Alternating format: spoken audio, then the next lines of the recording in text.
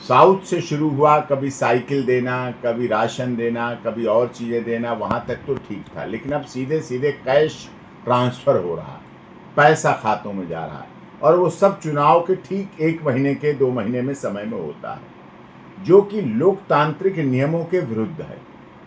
चुनावी रेवड़ी के नाम से अगर वोट लिए जाएंगे तो ये लालच है, ये लोभ है, और ये भ्रष्टाचार का तरीका है। मैं समझता हूं इलेक्शन कमीशन ऑफ इंडिया को ऐसी योजनाओं पर तत्काल प्रभाव से कार्रवाई करनी चाहिए। शिक्षा दें, स्वास्थ्य दें, रोजगार दें, सुरक्षा दें, सम्मान दें, आदर दें, बच्चों का भविष्य बनाएं, विकसित भारत बनाएं, विकसित राष्ट्र बनाएं। ये सबको अच्छा लगता है। बहुत बहुत बार बवाल हुए, बहुत बार पलायन करने वालों के साथ, प्रवासी मजदूरों के साथ, प्रवासी लोगों के साथ गलत व्यवहार हुआ। ये मुद्दा होना चाहिए कि प्रवासी के साथ पूरे देश में क्या होता है, मजदूरों के साथ क्या होता है, क्यों नहीं ऐसा होता है, उनके साथ सुधार, उनके जीवन में परिवर्तन। तो इसके लिए बिहार का मुद्दा होना चाहिए। बिहार चुनाव हो रहा है और सभी दल जो है कहीं ना कहीं रेवड़ी बांट रहे हैं और लोग वादा कर रहे हैं, कोई 2500 देने की बात कर रहा है तो कोई कुछ कर रहा है। ये राजनीतिक पार्टियों के लिए क्या कोई शिकंजा हो सकता है? चुनाव आयोग तो बहुत सख्त है। इसके लिए माननीय सर्वोच्च न्यायालय में याचिका लगी हुई है। अभी सुनवाई पूरी तरह से नहीं हो पा रही है। साउथ से शुरू हुआ, कभी साइकिल देना, कभी राशन देना, कभी और चीज़ें देना, वहाँ तक तो ठीक था। लेकिन अब सीधे सीधे कैश ट्रांसफ़र हो रहा है, पैसा खातों में जा रहा है, और वो सब चुनाव के ठीक 1 महीने के 2 महीने में समय में होता है, जो कि लोकतांत्रिक नियमों के विरुद्ध है। चुनावी रेवड़ी के नाम से अगर वोट लिए जाएंगे तो ये लालच है, ये लोभ है, और ये भ्रष्टाचार का तरीका है। मैं समझता हूं इलेक्शन कमीशन ऑफ इंडिया को ऐसी योजनाओं पर तत्काल प्रभाव से कार्रवाई करनी चाहिए। शिक्षा दें, स्वास्थ्य दें, रोजगार दें, सुरक्षा दें, सम्मान दें, आदर दें, बच्चों का भविष्य बनाएं, विकसित भारत बनाएं, विकसित राष्ट्र बनाएं। ये सबको अच्छा लगता है।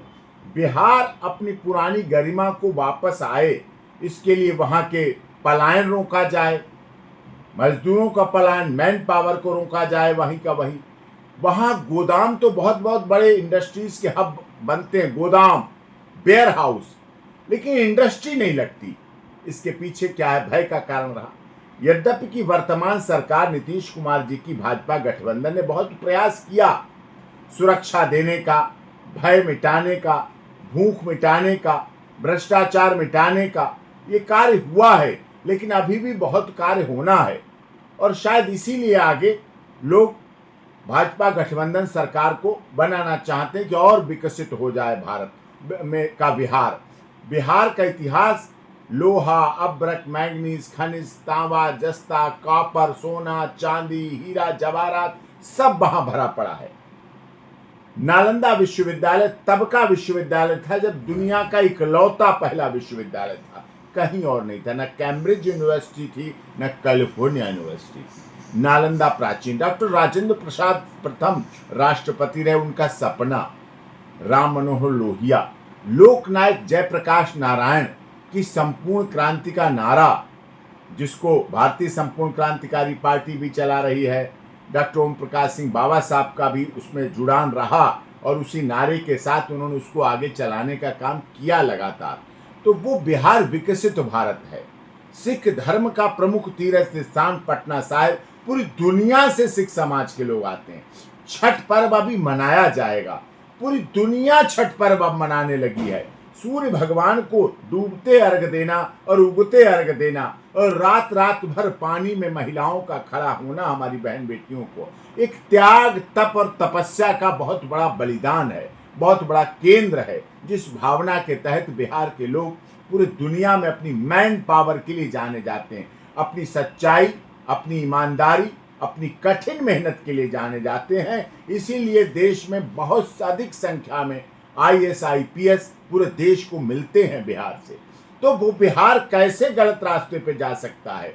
उस बिहार में कैसे सीरियल हत्याएं हो जाती हैं? वो बिहार में कैसे SIR की जांच पर बड़े हंगामे हो जाते हैं? उस बिहार से नरेंद्र मोदी जी की माता जी को गालियां मिलती हैं, वो कैसे कोई सहन कर सकता है? ऐसा बिहार तो नहीं था।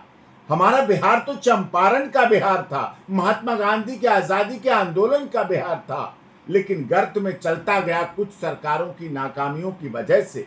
लेकिन अब परिवर्तन आ रहा है, बदलाव आ रहा है, सुधार आ रहा है और बिहार बढ़ता बिहार है, बदलता बिहार है।